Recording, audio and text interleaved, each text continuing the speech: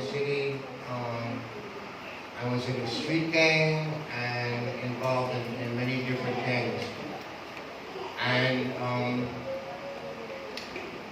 one day I was driving in a road in New York, and there was a gas station where they put fuel in cars, and there was a couple.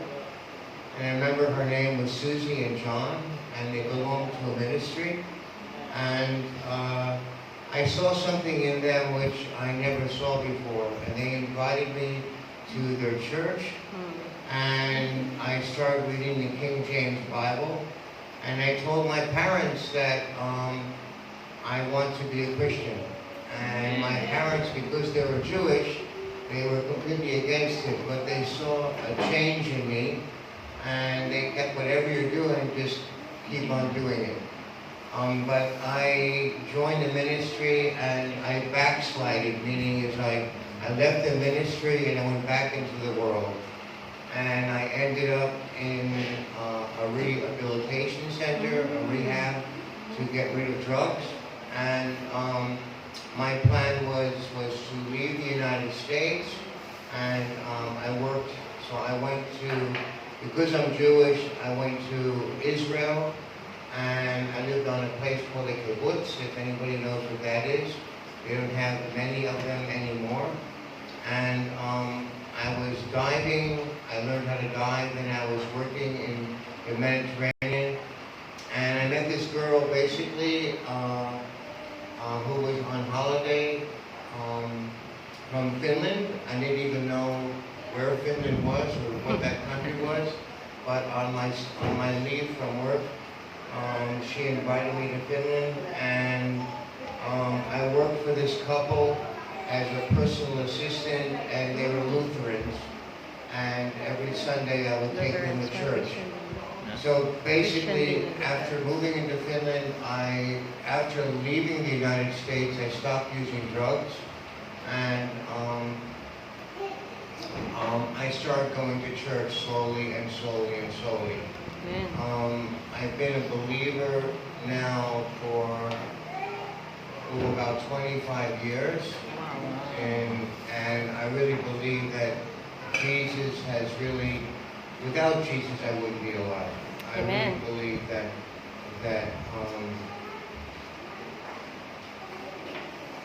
there's many miracles that have happened in my life. I'm not going to go into them right now, but I think it's amazing that I'm still alive, and I think without Jesus I wouldn't be here speaking to you right now through this microphone. And also, I've had many illnesses. I look healthy on the outside, but I'm not healthy on the inside, but God has taken care of me. I've had a heart attack Christmas time, and I'm getting better, and I know God is there, and Jesus is very, very, very important in my life, and it's like Romans 10:9, if thou confess Jesus Christ as Lord, thou shalt be saved. And I really believe that. And I praise Him very much. And I wish this, I am not part of this world, we are not part of this world. And I thank God for that. And unfortunately that this world is a mess right now, and I know probably we're at the end times, and yeah, I don't know what else to say.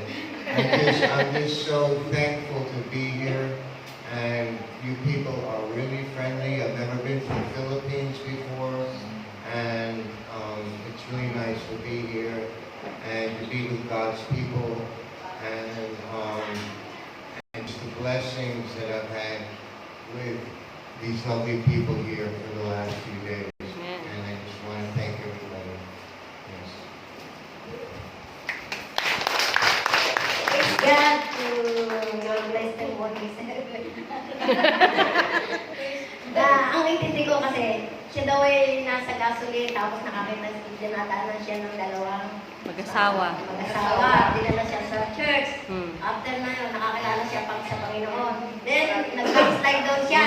Nag-drugs. Hindi ka pa rin mo. Bumalik siya sa mundo. Hmm. But ngayon daw, na-realize niya din na nung lahat ng sakit, nagkasakit siya. Lahat ng ano naranasan niya. Pero artista yan sa Finland. So yun, kasi pinakita niya yung kanyang pelikulang ginawa ko sa Finland. Tapos, last night, he's crying. Why? I said, why you crying?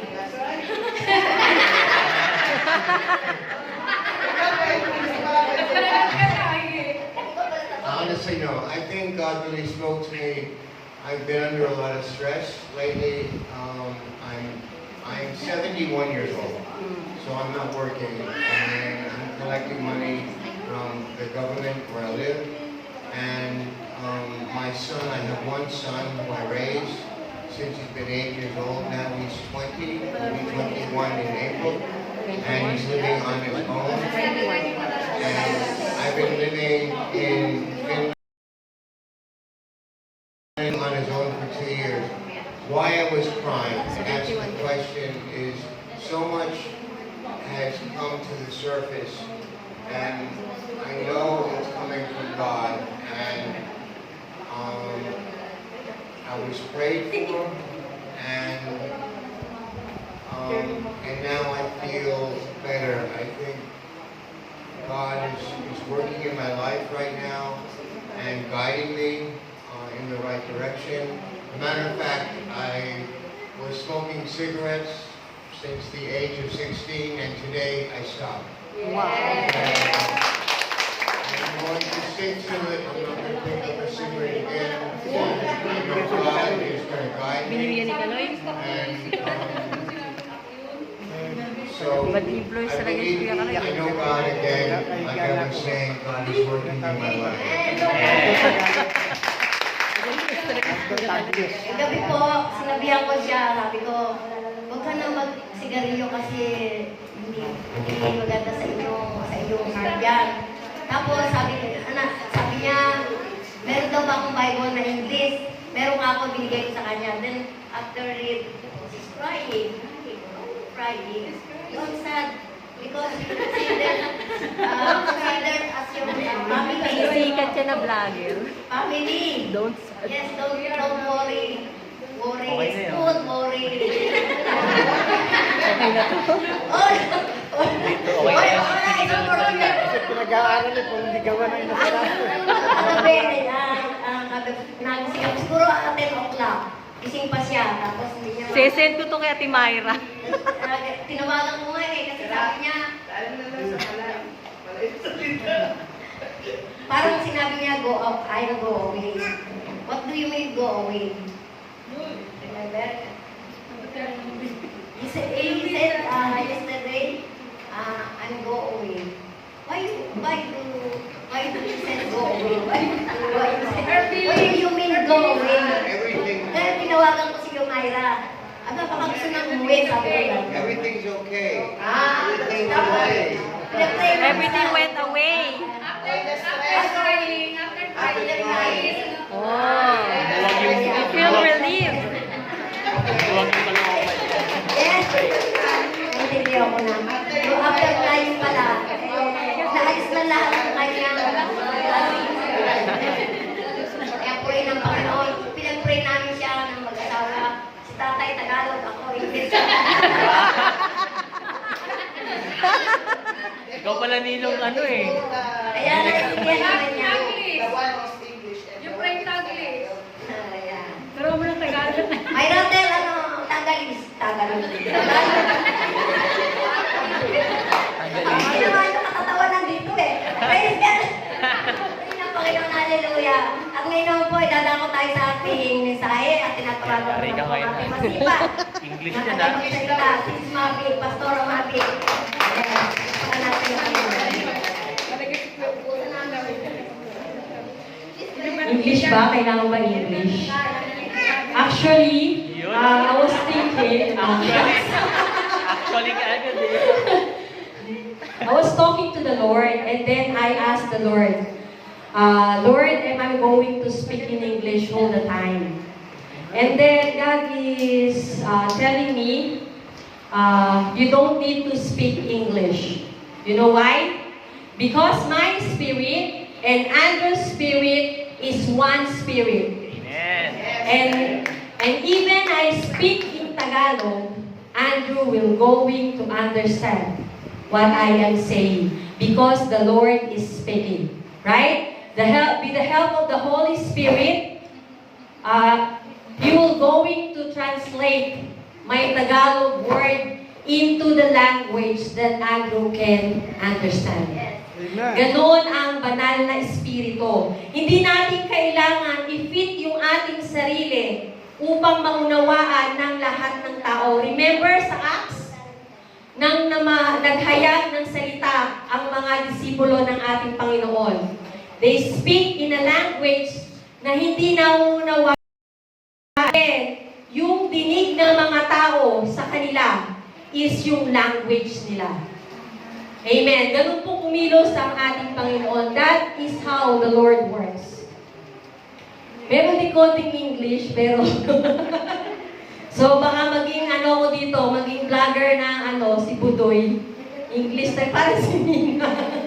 So, sabi ni Lord, anak, sige magsalita ka lang sa lengguwahe na pinasanayan mo. At sa lengguwahe na maiintindihan ng karamihan.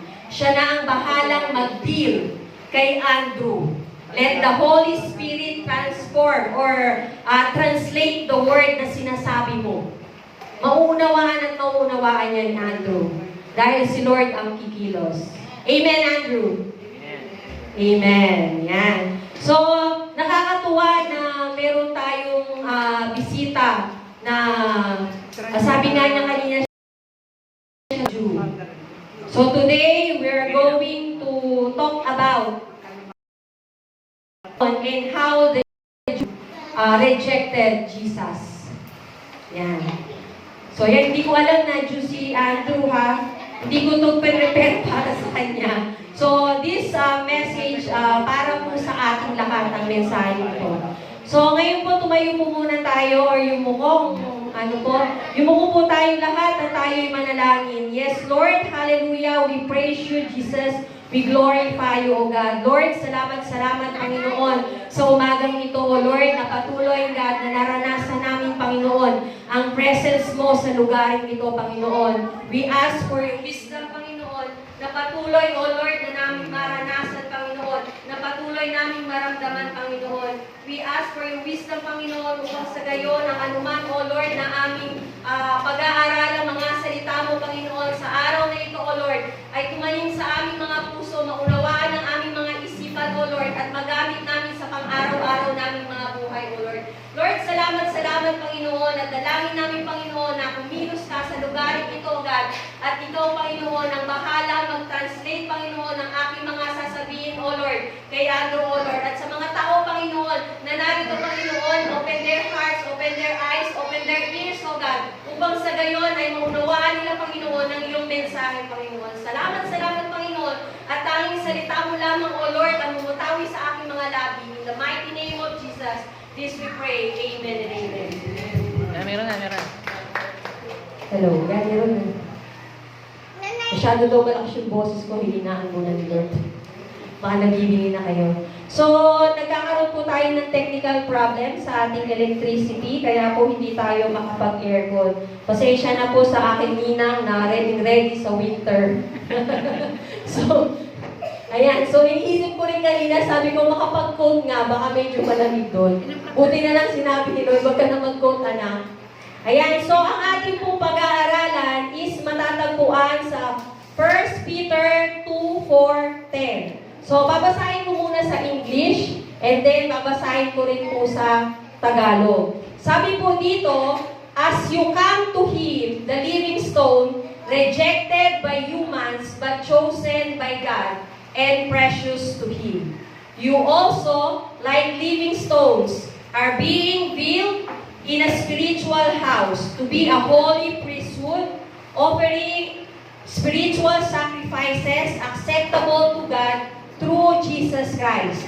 For in Scripture says, See, I lay a stone in Zion, a chosen and precious cornerstone, and the one who trusts in him will never be put on shame.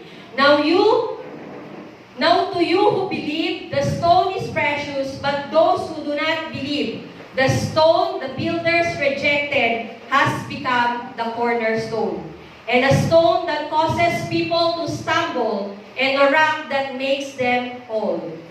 They stumble because they disobey the message, which is also what they were destined for. But you are a chosen people, a royal priesthood, a holy nation, God's special possession, that you may declare the praises of Him who called you out of darkness into His wonderful light. Once you were not a people, but now you are the people of God. Once you had not received mercy, but now you have received mercy.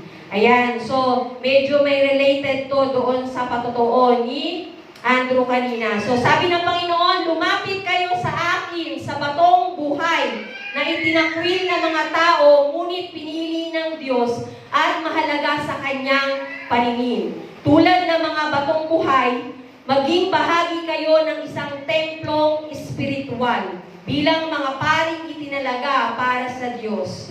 Mag-alay kayo sa Diyos ng mga handog na espiritual na kalugod-lugod sa Kanya sa pamamagitan ni Jesucristo. Sapagkat sinasabi ng kasulatan, tingnan ninyo, inilagay ko sa sayo ng isang batong panulukan, pinili at mahalaga. Hindi mapapahiya ang sinumang sumasampalataya sa Kanya. Kaya nga, mahalaga siya sa inyong mga sumasampalataya sa Kanya.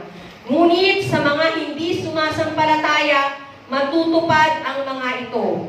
Ang batong itinakwil na mga tagapagtayo ng bahay, ang siyang magiging buong pundasyon.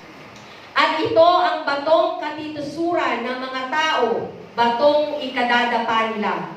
Natisod sila sapagkat hindi sila sumunod sa salita ng Diyos. Ganoon ang nakatakda para sa kanila. Ngunit kayo ay isang lahing pinili, mga maharlikang pari, isang bansang hinirang, bayang pag-aari ng Diyos. Pinili upang magpahayag ng mga kahangahangang ginawa niya. Siya ang tumawag sa inyo mula sa kadiliman patungo sa kanyang kahangahangang kaliwanagan.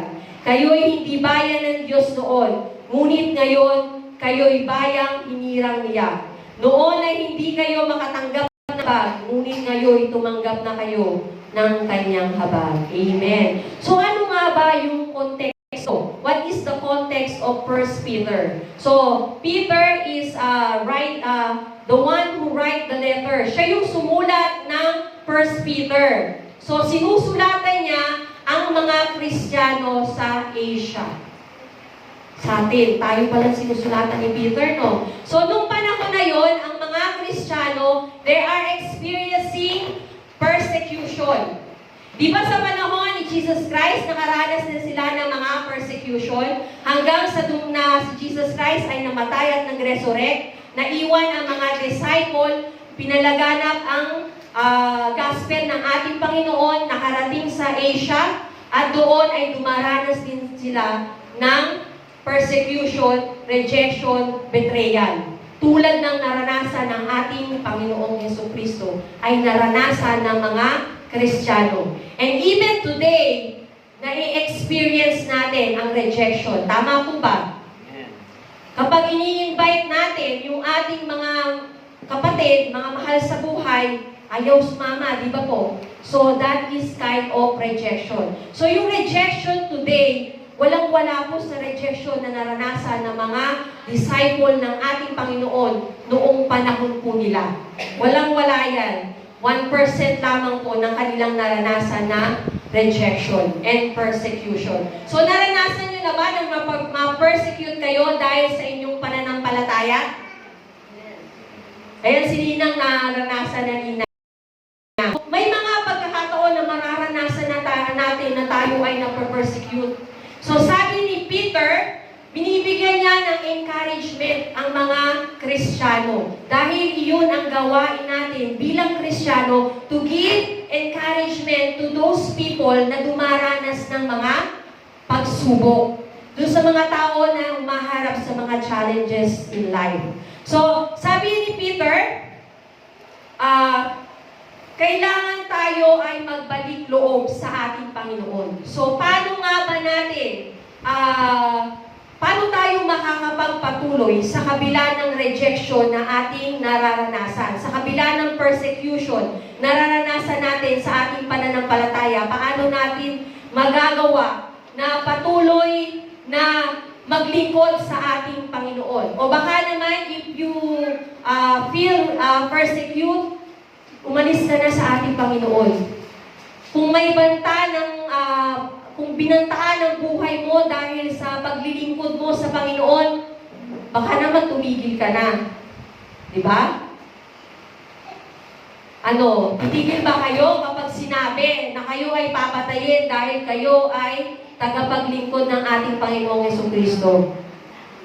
Kahit patayin ka, sis. Ay, umaatama. So, iyon ang nais ng ating Panginoon. That is what He wanted to us. Na ipaglaban natin ang ating pananampalataya sa kabila ng mga persecution. Sa kabila ng mga rejection na ating naranasan, we have to stand firm sa ating faith, sa ating pananampalataya sa Panginoon. So, sabi dito, how to build on Christ. Paano tayo mabibuild yung ating buhay sa ating Panginoon? Number 1, come to Christ. So sabi dito, as you come to Him, the living stone, rejected by humans, but chosen by God and precious to Him. So lumapit daw tayo sa ating Panginoong Jesucristo. So yun yung number 1 kung paano tayo magpapatuloy sa ating pananampalataya sa ating Panginoon. So bilang Kristiyano na dumaranas ng mga persecution at pag-uusig, ang sinabi ni Peter, lumapit tayo sa ating Panginoon. So hindi natin kailangan humanap ng iba pang tutulong sa atin para malampasan natin yung mga persecution at mga pag-uusig na yan ng mga rejection sa buhay natin. Kundi tayo ay lumapit kay Jesus Christ. We have to come to Jesus Christ. At bilang Kristiyano, tayo ay dapat lumapit sa Kanya, lalapit sa Kanya, at patuloy na lalapit sa Kanya. We come to Jesus, we will come to Jesus, and we will continue to come to Jesus. Everything na nangyayari sa buhay natin, kailangan tayo ay babalik sa ating Panginoong Jesucristo. Amen po ba?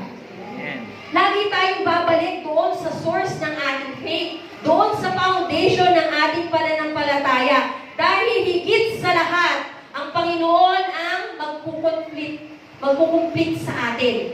Siya yung pupuno ng ating buhay bilang Kristiyano. He is the author and the finisher of our faith. Amen po ba? Amen. Sabi po nga dito, dapat daw tayong patuloy na lumalapit sa Panginoon. So sa pamamagitan ng pananalangin natin sa ating Panginoon, patuloy po tayong lumalapit kay Lord. Pag po tayo nagpe-pray, when we pray, lumalapit tayo sa ating Panginoon. We come to Jesus when we pray. Amen. At sa pamamagitan ng panalangin, tayo ay nakikipag-usap sa ating Panginoon. We talk to Jesus when we pray, right? And then, may mga tao na nararanasan na parang naboboard sila kapag ka nagpe-pray. Nararanasan niyo po ba yan? Na kanina lang nag-pray ako and then mamaya magpe-pray na naman ako. Parang paulit-ulit na lang, di ba? Nararamdaman niyo ba minsan na parang tinatamad na kayo mag-pray? Aminin. Aba, di ba, no? Tinatamad kayo mag-pray? Alam niyo ba, meron po akong challenge na ginagawa. So, I try to speak, I try to pray in spirit in 21 days. So, nasa day 4 na po ako ng challenge na yon. So, napanood ko siya kay David Diga Hernandez. And then, in-apply ko ulit. Kasi dati nag-start na ako and then natigil ako. Kasi mas inano ko yung nagde-devotion ako. Pero napanood ko uli siya. So, nagpe-pray in spirit ako. For 21 days, kailangan dire-diretso yun. Walang tigil. So, sabi ko, pag naiisip ko, magpe-pray na naman ako, hindi ko alam kung ano yung sasabihin ko bago kay Lord. Ano yung sasabihin ko kay Lord? What will I going to tell to Jesus? Tama ba yung English ko? Magpasensya ng English ko ha? Kasi matagal na rin po akong hindi nag-English eh. Matagal na ako is not working for almost 13 years. Hindi lang 13 years. So medyo kinakalawang na rin po yung aking English. Pasensya na. Pero kung aking nag-aaral, uno po ang grade ko sa English. Pero ngayon, baka 5 na lang. Ayan, so, kinukwento ko nga kay Ate Jane kanina, nung dumating ako dito, Ate Jane, nahihirapan ako mag-preach ng purong Tagalog. Kasi yung mga pastor namin dati is mga English mag-preach. Pero ako ngayon, parang mahihirapan ako mag-preach ng English. Ang lakas pa naman ng loob ko na nag-volunteer kay Ninang. Sige, Ninang, ako na. So, sabi ko, Ninang, mayroon tayong bisita, and then, kailangan medyo maunawaan ni Andrew yung ating message. So, sabi ko, sige ako, Ninang, na ang magpipreach. Sabi ko, tapos nun nga, dinila ko ni Lord.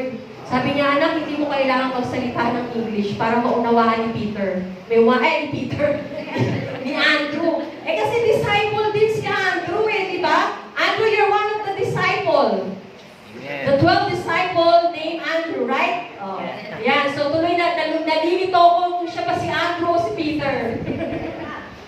So yan. So sabi ni Peter, we have to come to Christ. We keep coming to Christ every day ng ating buhay. It's not kung ano yung nais mong sabihin sa Panginoon, kahit minsan wala na tayong masabi sa Panginoon, kasi lagi tayong nananalangin. Maupo na lamang tayo doon sa ating prayer room o doon kung saan tayo nananalangin, katagpuin natin ang Panginoon. Hayaan natin si Lord yung magsalita. Nagsasalita pa ang Panginoon sa panahon na to. Diba yung mga nag-Bible study nung first na Wednesday? Pinag-aralan namin how God speak today. Or God is God still speaking today? So pinag-aralan namin yun. So yung sa mga gusto na matuto, kasi hindi pa naman nandito na ipipreach, sumali kayo sa Bible study. Marami kami mga pinag-aaralan doon na hindi pa na ipipreach dito sa church. Yan. So I encourage everyone, every Wednesday, we have a Bible study online. So online na yun, isingit nyo na. So it doesn't matter kung ano yung sasabihin natin sa Panginoon, but we have to keep coming back to the Lord. Kahit iiyak mo lang yan, kahit kantahan mo ng kantahan si Lord, ikwento mo ang lahat ng nangyari sa'yo sa buong araw na ito. Kung ikaw ba ay naging masaya sa araw na ito, kung ikaw ba ay naging malungkot sa araw na ito, sabihin mo kay Lord. Basta keep coming back sa ating Panginoon. Dahil araw-araw, inanais ng Panginoon na tayo ay makatagpo. So, sabi dito, the living stone. So, as you come to Him, the living stone. So, ang ating Panginoon ay tinatawag na living stone. So, Jesus Christ is the living stone. Ano po yung ibig sabihin ng living stone? So, Jesus as the living stone is the foundation of our faith and our salvation. Siya ang pundasyon ng ating pananampalataya at kaligtasan. So, kung wala si Jesus Christ, yung God's eternal plan na tayo ay tubusin, wala pong nangyaring ganyan. So, iyon yung papel ni Jesus Christ as the living stone. He is siya yung cornerstone ng eternal plan ng ating Panginoon. So, alam niyo po ba yung cornerstone? Ang cornerstone is maikukumpara siya sa biga. Sa biga ng bahay. you're going to lay down the cornerstone of the house. So, ilalapag mo yung biga ng bahay, di ba? Pag nagsisimula tayong gumawa ng bahay, ang inuumpisahan is biga. Bakit kailangan ng biga? Para tumibay. Ayan. So, Jesus Christ as a living stone, a cornerstone ng buhay natin, ng pananampalataya natin. Kapag siya yung naging pundasyon ng pananampalataya mo, matibay ang pananampalataya mo. Kasi He is the living stone. Siya yung nagbabind sa atin. Being a Christian, sa Panginoon, He is the cornerstone ng ating buhay, ng ating pananampalataya bilang Kristiyano. So sabi ko nga, without Jesus, the eternal plan of God is ruined. So si Jesus Christ, bago pa nagkaroon ng eternal plan na tayo ay masave, nandun na po si Jesus Christ. Nandun na siya. So tulad sa paggawa ng bahay, nauunang dumating gawin ang biga upang sa gayon ay maging matibay ang pundasyon ng bahay na ating tatayuin. So a living stone, it gives life. So nagbibigay ng buhay. So di ba si Jesus Christ, when you come to Jesus, dati tayo ay mga patay. Technically, patay tayo. Kasi nung tayo ay nasa mundong ito, we are like a dead people. Patay tayo. Patay ang ating mga spiritual. We are dead in spiritual. But when we accept Jesus Christ as Lord and Savior, tayo ay nabuhay. So, as a living stone, Jesus Christ give life. Nagbibigay ng buhay. So, sabi sa Colossians 3:4, when Christ, who is your life, appears, then you also will appear with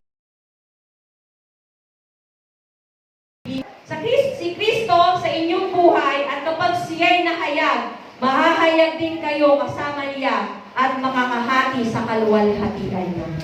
So tayo po ay kaparte ng kaluwalhatian ng ating Panginoon. So if God is a living stone, ano pong tawag sa atin? Living stones. Tayo po ay mga living stones din. Jesus is the great living stone. And tayo yung living stone. Tayo po yung mga hollow blocks doon sa bahay na ginagawa. Diba, once na tayo ay nakagawa na ng biga, ano po susunod doon? Hollow blocks, diba? Sanay ako kasi dati yung construction worker. So when you make a house, you're going to have a cornerstone, and then you're going to put the hollow blocks. You know, Andrew, what's the hollow blocks? Yeah, the bricks. So you're going to put the bricks. So we are all the bricks. Tayo yung mga hollow block. Na kapag nilagay na yung biga, sunod-sunod na inilalagay yung mga hollow blocks na to. Di ba? So si Sis Emily na kakilala sa Panginoon, inattach doon sa biga. Si Ate Abby na kakilala sa Panginoon, attach hanggang sa nakatubuo ng building. Diba? Nakatubuo ng bahay. Alam ng ninong ko yan kasi siya ang gumawa ng church na ito. Diba, ninong, no? So, yan. So, paano nagiging matibay yung mga hollow blocks? Kasi nga hollow eh. Ibig sabihin, may empty space. Ano yung nagpipil? Nagpipil pala. Ano ba yun? Ano talaga yung tuloy ko doon sa speech, problem ko eh. Kaya daw kumapasa sa mga, sa mga call center. Yung F tsaka D na FP syndrome, ganun. So, ano yung nagpipil? Doon sa mga hollow blocks para tumibay. Simento, di ba?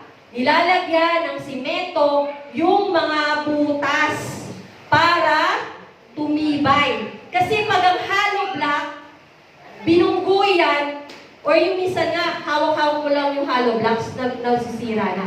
So kung walang simento, sigurado masisira. at hindi rin matibay yung bahay, although matibay yung biga. And you know kung ano yung mga simento na yon na ginagamit para tayo ay tumibay? Sino po nakakaalam? Ha? Yun po ang Holy Spirit. The moment we accept Jesus Christ as Lord and Savior, we are being filled with the Holy Spirit. And the Holy Spirit will strengthen you. Yung iyong pananampalataya, patitibayin ng banal na Espiritu. Siya ang katuwang mo upang magpatuloy dito sa pananampalataya ng ating Panginoon. Naisip niyo ba? So we are the hollow blocks.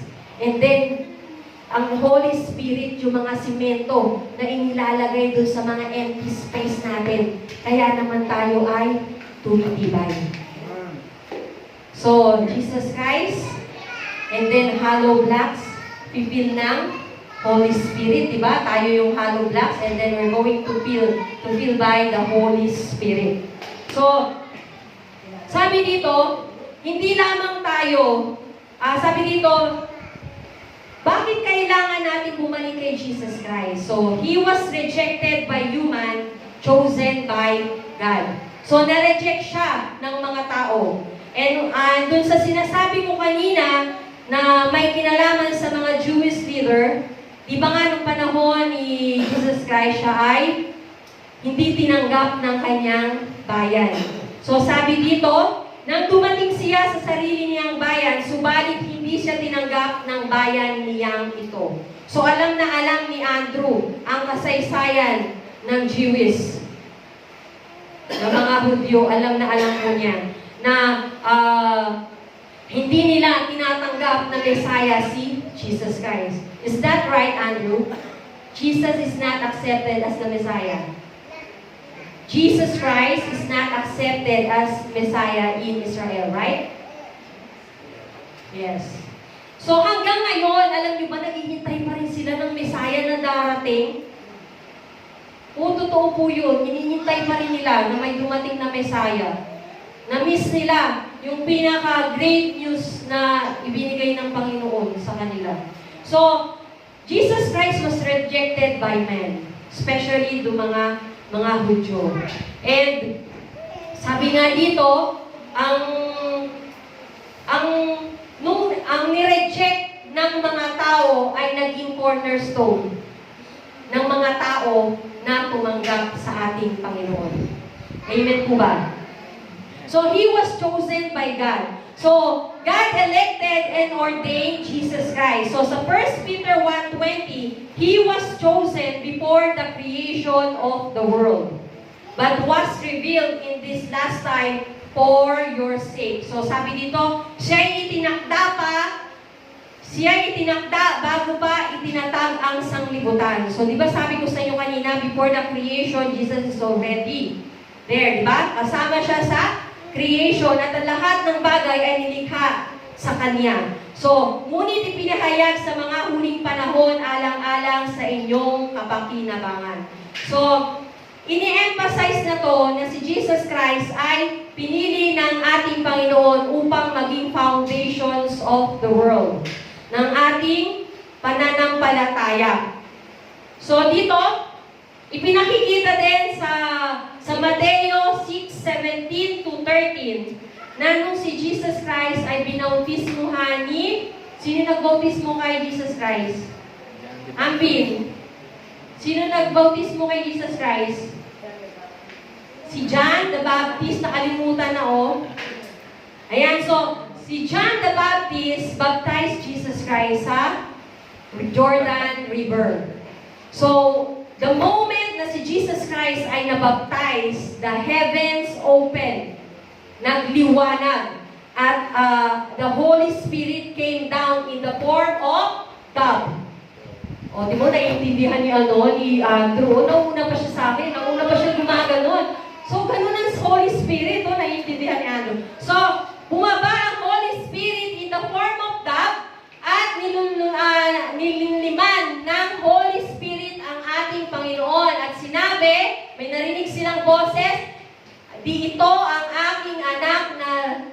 Diyos kong kinalulugdan. So, rejected by man, chosen by God. So, we have to keep coming to sa ating Panginoon because He is the chosen one. Siya ang pinili ng Panginoon upang maging pundasyon ng ating pananampalataya at ng ating buhay. So, sabi dito, number 2. So, number 1, how to build on Christ is come to Christ. Number 2, remember your identity as living stone. So, sinabi ko nga sa inyo kanina na tayo ay living stones din. Diba? So, bilang tayo ay mga living stone, kailangan lagi nating iisipin yung katayuan natin bilang living stone. Na tayo ay kaparte sa kaluwalhatian ng ating Panginoon. So, sabi dito sa Efeso 2:19-22, kaya nga'y hindi mga kayo nga'y hindi na mga taga-ibang bayan at mga taga-dayuhan, kundi kayo'y mga kababayan ng mga banal at mga kasapi ng sambahayan ng Diyos na itinayo sa ibabaw ng saligan ng mga apostol at mga propeta. Si Kristo Jesus na siyang panulong na bato, sa kaniya'y ang buong kusali na isinasama-sama ay lumalago upang maging isang banal na templo sa Panginoon. Sa kaniya'y kayo rin ay itinatayo upang maging isang tahanan ng Diyos sa Espiritu. So, yung sinasabi ko kanina na living stone, nung nga po tayo ay tinanggap natin si Jesus Christ as Lord and Savior, tayo nga po ay binigyan ng Panginoon ng Holy Spirit. Natutulong po sa atin kung paano tayo mamumuhay bilang Kristiyano. The Holy Spirit will going to help us how to live, to be a Christian, to be Christ-like. Di ba po? So, ang mga believers daw po, o ang mga Kristiyano, is not only a living stone. We are also the temple of God. Naniniwala po ba kayo na ang bawat isa rito ay templo ng ating Panginoon? Amen po, di ba? So, sabi po sa 1 Corinthians 3:16, do you not know that you are a temple of God, and that the Spirit of God dwells in you? So, nararamdaman niyo po ba ang Espiritu ng Diyos na nasa inyo? Amen po ba? So, every time na tayo ay may binabalak na medyo pangit na gawin, so, He is the small voice na nagsasabi, huwag mong gawin yan, anak, masama yan. Don't do that, it's bad. Right, Andrew? God, the Holy Spirit told you last night that cigarette smoking is bad. Amen. So, diba? So, kaya, yung Holy Spirit, akala nyo hindi nyo naririnig yan, pero naririnig nyo yan. Every time na tayo ay nakakagawa ng pagkakamali, kinukonvict tayo niyan. Hindi tayo kinukondem, iba yung condemnation sa conviction. Conviction, sinasabi niya na mali yung ginagawa mo. But condemnation, yun yung ginagawa ni Satan. Halimbawa na, nagsinungaling ako kay Bro Don. Nagsinungaling ako. Sabi ng Holy Spirit, Mabig, masama yung ginawa mo, hindi ka dapat nagsisinungaling. But Satan will tell you, you are liar. Generalize. Liar ka. Hindi niya sinabing masama yung magsinungaling. Sinabi niya, liar ka. So, yun ang pagkakaiba po ng conviction and condemnation. So, kapag tayo ay Kristiyano, no more condemnation.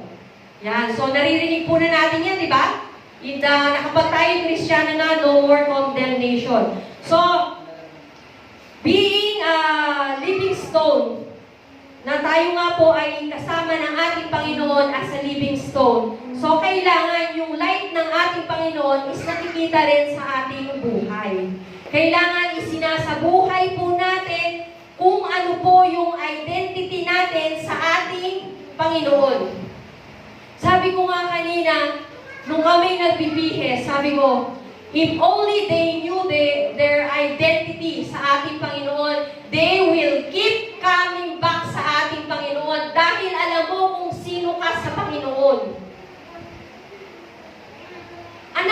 Diyos. You are a holy priesthood. You are living stones.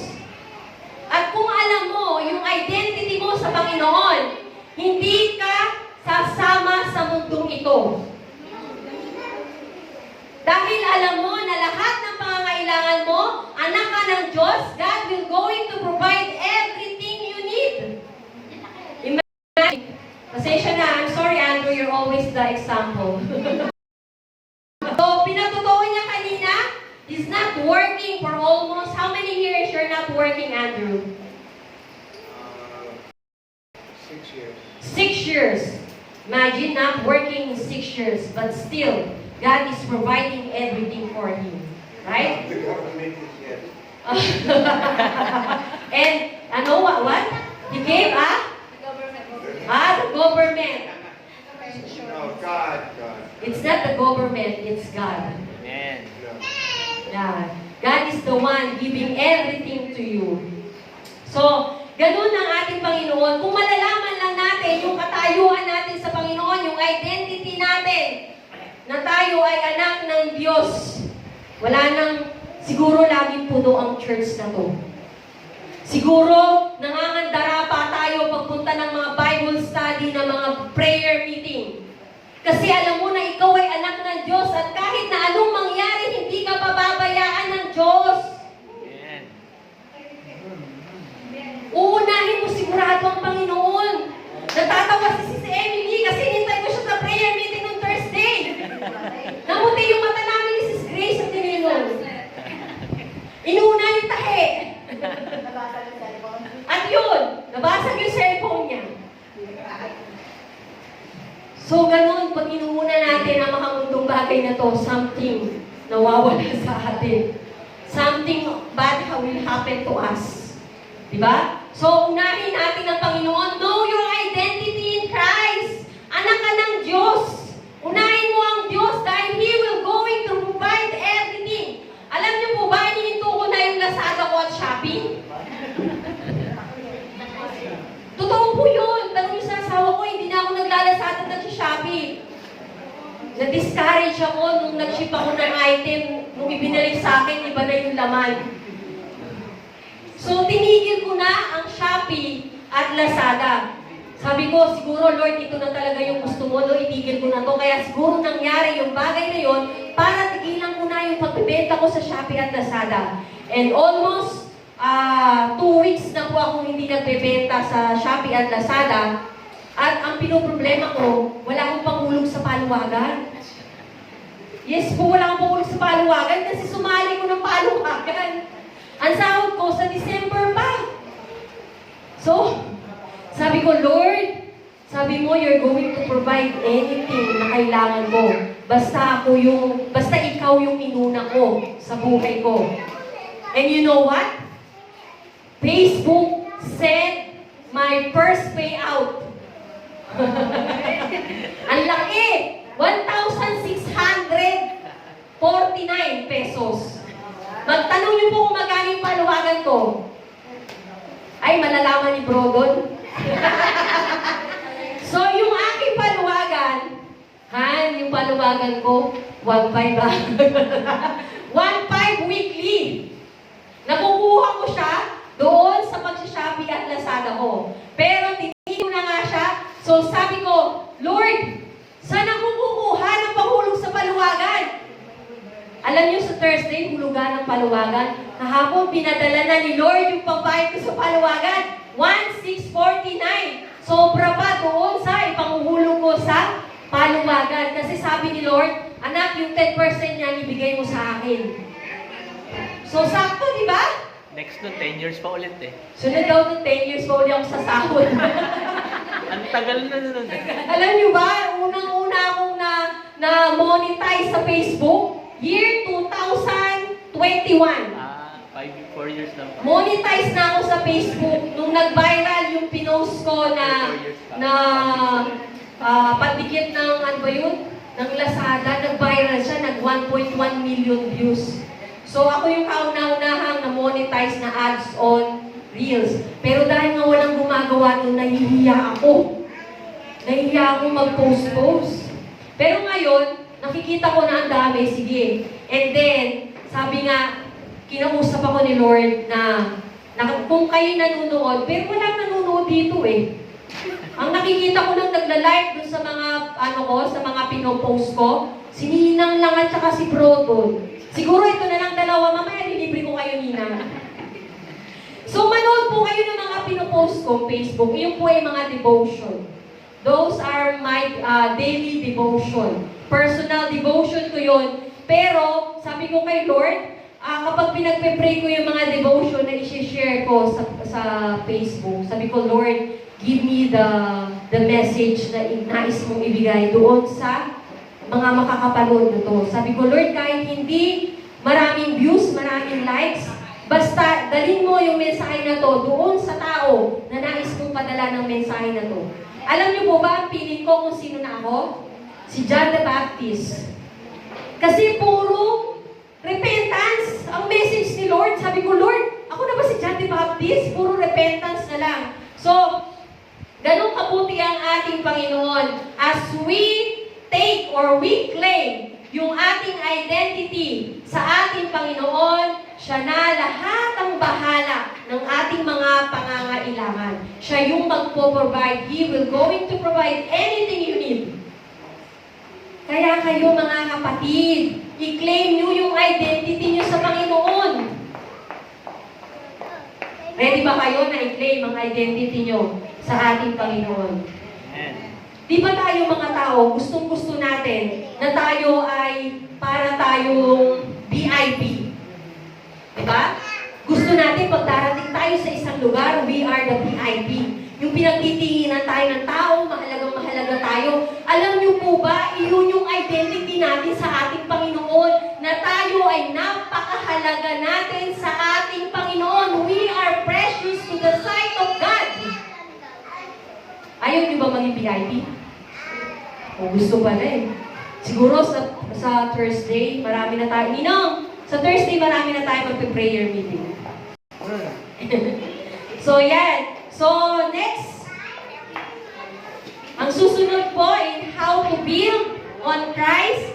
Number 3 is being built into a spiritual house. So, ano po ba ang pagkakaalam nyo sa church? Sige po, ano po pagkakaalam nyo sa church? Ang church po ba ay building? Sino may sabi na ang church is a building? Amen. Ha? Amen. Is the church is the building? People. Yes. Amen. People is the church. Ang church po na tinatawag ng ating Panginoon ay hindi itong building, kundi yung mga tao na sama-samang nagpupuri sa ating Panginoon. Ang isang bahay-sambahan na walang lamang tao ay hindi mo matatawag na church. Building lang po yan. The church make up those people na nagpupuri sa Panginoon. And you are part of the church. Parte ka ng church. Parte ka ng katawan ni Kristo. So sabi dito, in verse 5, are being built into a spiritual house. So, ang spiritual house, ito nga po, tayo nga po ang spiritual house ng ating Panginoon. Remember, we are the living stones, the temple of God, and pagka tayo ay nagkasama-sama, we are the spiritual house or the church of God. Amen po ba? Malinaw po ba yun? So, being built into a spiritual house, tayo daw po ay ang mga holy priesthood. So, sa panahon ng nung panahon na bago dumating si Jesus Christ, and even dun sa panahon na si Jesus Christ ay narito na, ang mga pare ay mula po sa lipi ng mga Levi. So, sa panahon natin, we are the holy priesthood. Pari ka po, ikaw po ay isa sa mga pari ng Diyos. Isa ka po sa kanyang mga itinalaga bilang maging pari at mga hari. Sa kanyang muling pagbabalik, tayo po ay kasama ng ating Panginoon na mamumuno dito sa kanyang bagong mundo na kanyang gagawin. So sabi po dito sa Revelation 1:6, and He has made us to be a kingdom, priest to His God, and Father. To Him be the glory and the dominion forever and ever. Amen. Ginawa niya tayong isang kaharian ng mga pari upang maglingkod sa Diyos at Ama. Kay Jesucristo ang kaluwalhatian, kapangyarihan, magpakailanman. Amen. So, as a believers, as a Christian, we have the privilege and responsibility. Yung privilege natin, sinabi ko na kanina. Yung kapag inlay mo yung identity mo kay Jesus Christ, yun yung privilege natin as a Christian. And our privilege as a Christian, isa pa, is we have the Holy Spirit. So we have the power na ibinibigay sa atin ng Panginoon. We can heal the sick, nakakapagpagaling tayo ng mga may sakit, kasi nga tayo ay binigyan ng banal na Espiritu ng ating Panginoon. And we have also the responsibility. Ano po yung ating responsibility as a Christian? As the holy priesthood ng ating Panginoon, as spiritual house ng ating Panginoon. So we have the privilege to offer spiritual sacrifices. Ano po yung mga spiritual sacrifices natin? Yun nga po yung ating pananalangin, yung ating devotion, yung ating pag-worship sa Panginoon in spirit and in truth. Yung ating mga testimony, yung mga ginagawa natin sa buhay natin that glorify God. Yun po yung ating mga responsibilidad. At bilang Kristiyano, responsibilidad natin na ipakita sa lahat ng tao na tayo ay anak ng Diyos. Amen po ba? Yun po yung responsibilidad natin. Kaya kailangan po tayo ay maging maingat sa ating mga ginagawa sa buhay. Because everyone is watching us. Di ba sinasabi niya, huwag mo pansinin yung sinasabi ng ibang tao. Gawin mo kung ano yung gusto mo. But being a Christian, we have the responsibility na ipakita natin sa kanila na tayo ay anak ng Diyos. And through the help of the Holy Spirit, through the help of Jesus Christ, He will going to perfect yung ating pananampalataya, yung ating faith sa Kanya. So sabi nga dito, yung ating katawan is a temple of the Holy Spirit. Dapat daw walang mga magnanakaw doon sa ating templo. Doon sa templo ng Panginoon, walang nagtitinda, walang bumibili, walang magnanakaw. Kailangan ang bahay ng Panginoon ay malinis. Paano tayo magiging malinis? Pagsunod natin sa ating Panginoon. We have to obey Jesus para tayo ay patuloy na nililinis, patuloy tayong magbabalik sa ating Panginoon. So, sabi nga, be perfect as your heavenly Father is perfect. So, nakakatuwa na testimony kanina ni Andrew ulit. Favorite ko yata si Andrew. Andrew, are you going to treat me in lunch? So, nakakatuwa na yung pinahayag kanina ni Andrew na dati na siya naninigarilyo, pero kagabi, simula noon, binitawan na niya yung kanyang cigarettes. So, be perfect as your heavenly Father is perfect. Right? Maging perfecto daw tayo dahil ang ating Panginoong Jesucristo ay perfecto. Sa pamamagitan ng banal na Espiritu, tayo ay mape-perfect. Kung tayo lamang ay mag-yield sa Holy Spirit or susunod sa banal na Espiritu. So, number 4, being God's chosen people. So, tayo ay chosen people. Pinili po tayo ng ating Panginoon. So, sa verse 1 Peter 2:9-10, dito po matatagpuan natin na tayo ay pinili ng ating Panginoon. Hindi ka pinili ng Panginoon dahil ikaw ay magandang kumanta. Dahil ikaw ay magaling sumayaw, magaling magsalita, magaling manalangin. Kundi pinili ka ng Panginoon because by grace. Ayon lamang sa biyaya ng Panginoon, kaya ikaw ay naririto. At ang bawat isa na narito ay pinili ng Panginoon. Lahat po kayo ay mahalaga sa pamilya ng ating Panginoon. You are all part of the family of God. At kapag ikaw ay nawala, put that in your mind na kapag ikaw ay umabsent, kulang ang bahay ng Diyos. Kahit na nakaupo ka dyan, may mahalaga kang parteng ginagawa sa tahanan ng ating Panginoon. Kapag wala ka sa Sunday service, kulang. Kulang yung part ng katawan ng ating Panginoon. Sige nga, kung ikaw yung kamay ng ating Panginoon, pinutol kasi absent ka eh. O eh, walang kamay ng katawan ni Kristo, di ba? So, napakahalaga po ng papel natin bilang tayo ay chosen people, bilang part of the body of Christ. Napakahalaga po yan. At kaya lagi po natin iisipin na anything, any event, any service na meron sa gawain ng Panginoon, kailangan nandun ako kasi ako ay parte ng katawan ng ating Panginoon. Ewan ko na lang pag iyan ang lumagay sa isip nyo kung makaka-absent pa kayo. Ewan ko na lang pag iyan ang nilagay nyo sa isip nyo na ako ay katawan ni Kristo, kasama ako sa katawan ni Kristo, at kapag wala ako, kulang. Sino yung tatayo para kumanta kung wala ka? Sino ang tutugtog kung wala ka? Sino mananalangin? Sino magpipreach? Sino yung magwe-welcome sa mga darating? At sino yung mauupo doon sa inuupuan mo parati? Even lagi ka lang nakaupo dyan. That chair belong to you. Ikaw yung lagi nakaupo eh. So, nasan yung mga laman ng mga upuan na yan? Absent. So, kapag yun yung ilagay natin sa isip natin, hindi kayo a-absent. So, number 5.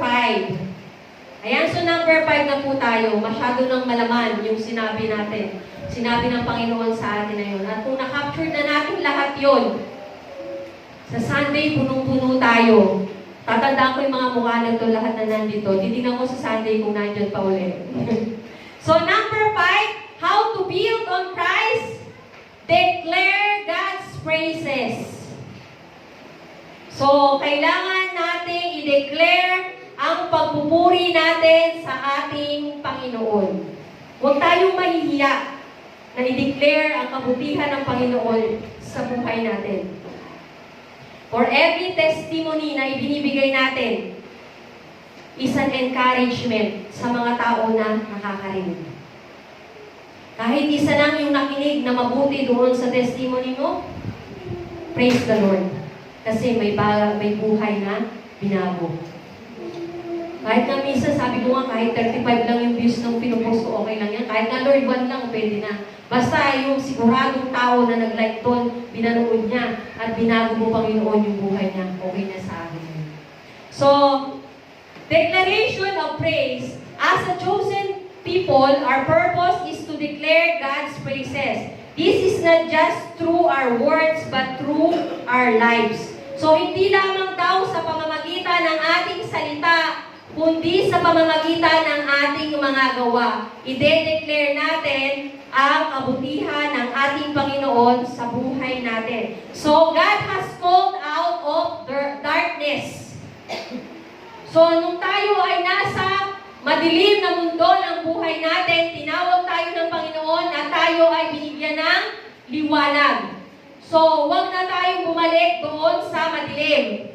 Manatili tayo doon sa liwanag na binigay sa atin ng Panginoon. So, through salvation na tayo ay binigay ng ating Panginoon, from going to hell, tayo ngayon ay pupunta sa langit. Amen po ba? So, a believer has a calling to declare God's praises, not just in worship service, but in daily life. So, hindi lamang daw every Sunday tayo i-declare ang praises natin sa Panginoon, kundi sa bawat araw ng ating mga buhay. Our life should be a testimony of God's goodness His saving grace and the transformation He has brought about in us. So, yung testimony ng buhay mo, i-declare mo, isigaw mo sa lahat ng tao kung anong ginawa sa iyo ng Panginoon. And that is the great testimony, that is the good news na ibinigay ng Panginoon sa iyo. Ikaw, yun ang gamitin mo kung paano mo maipapalaganap ang iyong pananampalataya, kung paano mo ma-share si Lord. I-share mo yung testimony ng buhay mo kung paano ka binago ng ating Panginoon. Amen po ba? For our conclusion, ito po ay matatagpuan sa Hebreo 12:2. Fixing our eyes on Jesus, the pioneer and perfecter of faith. For the joy set before Him, He endured the cross, scorning its shame, and sat down at the right hand of the throne. Sa Tagalog po, tinagalog mo ba ito? Hindi ko pala natagalog. So sabi po dito, i-fix daw natin yung mata natin sa Panginoon. Dahil ang Panginoon ang patuloy na tutulong sa atin upang sa ating paglalakad ay hindi po tayo matison. Yung patuloy na nakatingin tayo sa Panginoon, kahit na ano pa yung nangyayari sa buhay natin, patuloy tayong nakatingin lang sa Panginoon. Sabi nga sa Psalm 91, kahit pa bumabagsak ang 10,000 tao sa paligid mo, dahil nakapokus ka sa ating Panginoon, siya lang yung tinitingnan mo, ang lakad mo, diretso lang. Kahit na dumaranas ka namang persecution, ng rejection, ang tingin mo is diretso lang, hindi ka mapapagod, hindi ka malulungkot, hindi ka mapapahiya, dahil ikaw ay nakatingin sa ating Panginoon. At sinabi ng ating Panginoon sa Matthew, 1 Peter 2:8, sabi dito, 7. Now to you who believe, this stone is precious, but to those who do not believe, the stone the builders rejected has become the cornerstone, and the stone that causes people to stumble, and a rock that makes them fall. So tayo po na nakatingin kay Jesus, we will never put to shame. Dahil nga po ang ating buong pagtitiwala ay ibinibigay natin sa ating Panginoon. Amen po ba? Amen. So fix our eyes on Jesus. And tayo po lahat ay tumayo. Maaari po ba natin palakpakan ang ating Panginoon? So pwede bang matawag ang ating mga music team at ating awitan ng ating Panginoon, and then we will go to pray. Pwede ba ang Holy Spirit?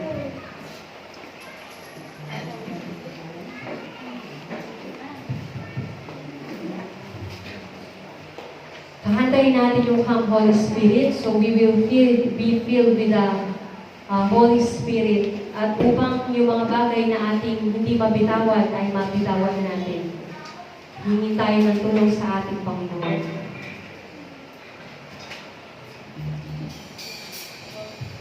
Yan, sige, awitan natin ang ating Panginoon. Lagyan natin ang kanyang presensya.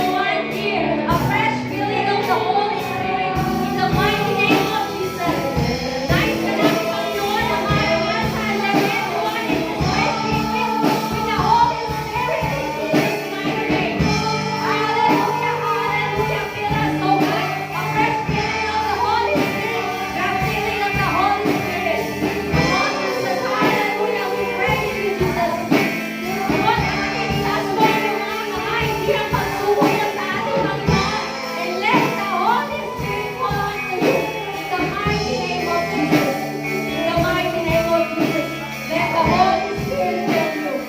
In Jesus' mighty name. Lord, sa pamamagitan ng banal na Espiritu, Panginoon, luhukan mo kami, Panginoon, ng iyong banal na Espiritu. Upang sa gayon, Panginoon, ang lahat ng bagay na hindi namin mabitawan, Panginoon, ay magagawa namin sumunod sa looban. Hallelujah, hallelujah. Praise you, Jesus. Glorify, O God. Salamat, salamat, Panginoon. You are truly our cornerstone, Panginoon. Lord, sinasalamat ko, Panginoon, na patuloy, O Lord, na matatagin mo, Panginoon, ang pananampalataya ng bawat isa mula sa lugar nito, Panginoon. Ano mang pagsubok, Panginoon, kung kinakaharap, Panginoon, na patuloy, O Lord, na ikaw yung kanilang babalik-balikan, Panginoon, na lagi nilang malaalala, Panginoon, kung ano yung identity nila bilang anak mo, O Lord. Hallelujah, Jesus. We glorify, O God, Lord. Let's praise the Lord. Ibigay mo ang papuri mo sa ating Panginoon. This is the day that you're going to give everything to Jesus. You're going to let go everything na hindi mo pa nabibitawan. Give everything. Give everything. Let every breath in this life have life. Begin to praise Jesus. Let everything in you praise the Lord. Hallelujah. Hallelujah. We praise Jesus. Yung kaway pa na kawayan ko lang nila. Yes, kaya pa na nila sa yung kabagan mo ako dahil sa kaya. Kahit sultan na nahihirap siya na ako. Medyo oras pa rin ako nang siya talaga isip. Yung oras sa oras sa ilo. Kahit sila tara sa loko na yan. Yung sila tara rin rin. Kaya sa ete. Doon sa natayo sa mga. Doon sa tara. Kaya sa ete.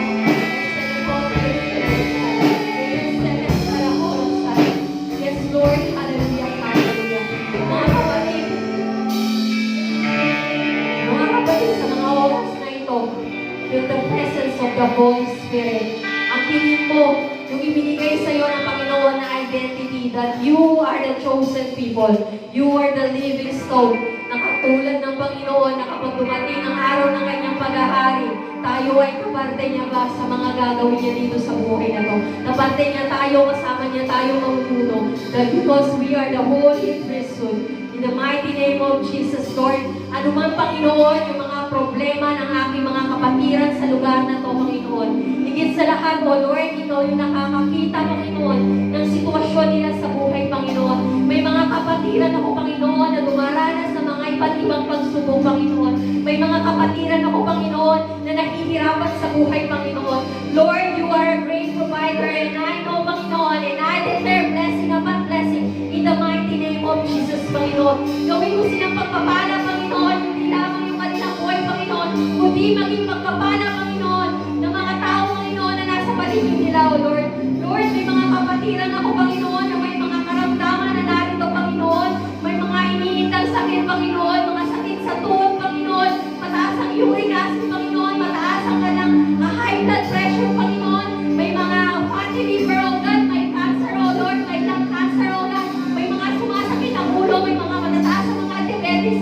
In the mighty name of Jesus, I declare healing upon healing in Jesus' mighty name. Hallelujah, hallelujah, Panginoon. And also, Lord, pinapanalangin mo ko ngayon ang spiritual breakthrough ng tahanan mo ito, Panginoon, that we are your church, O God, at hindi namin magagampanan, Panginoon, ang aming mga gawain sa iyo, Panginoon, kung kami ay magpapatuloy na mahina, Panginoon.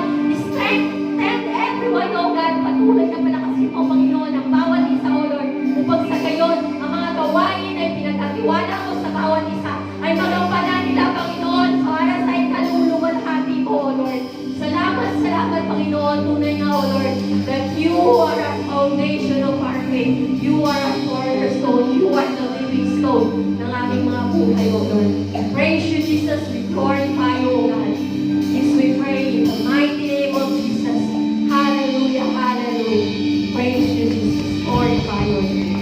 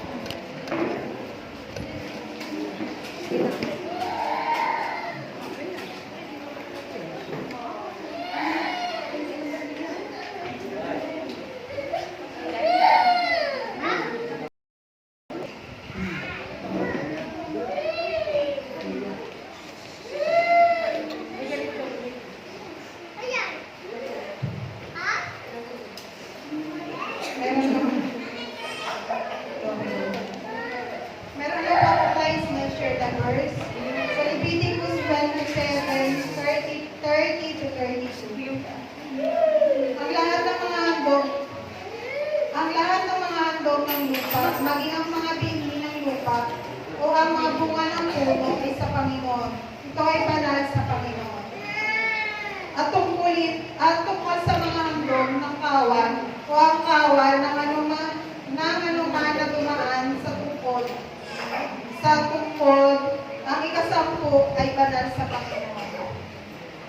Saka po sa Malakay 3:8-12. Maaari itong magnakaw ang isang Diyos, ngunit kayo ay magnakaw sa akin. Ngunit kayo ay nagtanong, paano kami kayo nagnakaw? Sa mga tithing at handog, kayo ay nasa isang sumpa. Ang buo ninyong bansa dahil sa pagnanakaw sa akin. Pag po pala tayo ay hindi nagbibigay ng ating mga tithing at handog sa ating Panginoon, tayo po pala ay napapaloob tayo sa isang sumpa sa pagnanakaw. Kasi po kailangan po pala kung kumita po tayo sa loob ng isang linggo, dapat po pala yung ikasampung bahagi po ng kinita natin, obligado po tayo ipagkaloob kay Lord. Pero hindi naman niya po tayo pinipilit na ibigay yung lahat. Kumbaga kung ano po yung bukas sa ating kalooban at yung ayon lang po sa ating kakayahan. Pwede na po natin i-multiply yung ating mga tithes and offering bago po natin siya ipag-pray.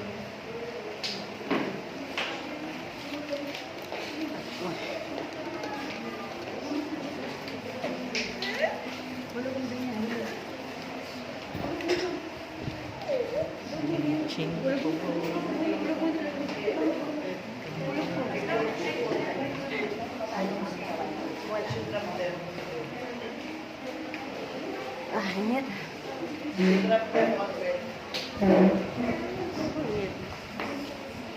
Ngayon naman po, ipag-pray na po natin yung ating tithes and offering. Tayo po tayo.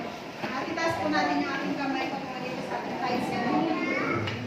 Yes, Lord, hallelujah. We praise you, Jesus. Lord, pagpalain niyo po yung mga pagkakaloob namin at mga tithes and offering, Panginoon. Mga po, Lord, ay magamit po ito sa kabutihan at kagaganda ng iyong bahay sa bahan, Panginoon. At Lord, i-bless mo po ang mga nagbigay, ngayon din po ang mga hindi nagbigay, Panginoon. Na alam po namin, Panginoon, na ito po ay ibabalik niyo sa amin ng siksik-libig at umabaw, Panginoon. Ngayon din po, Lord, i-bless niyo po yung aming mga negosyo. At yung mga wala pong trabaho, Panginoon, i-bless niyo po sila na magkaroon na po sila ng trabaho upang makapagkaloob din po sila sa inyo, Panginoon. Ito po ang aming samot na lang sa matamis na pangalan ni Jesus na aming Panginoon. Amen. Amen.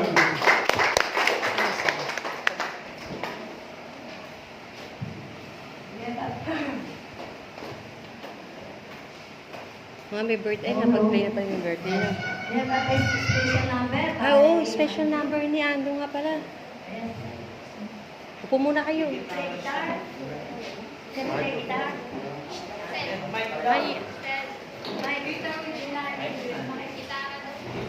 Alam niyo po talaga natutuwa ako.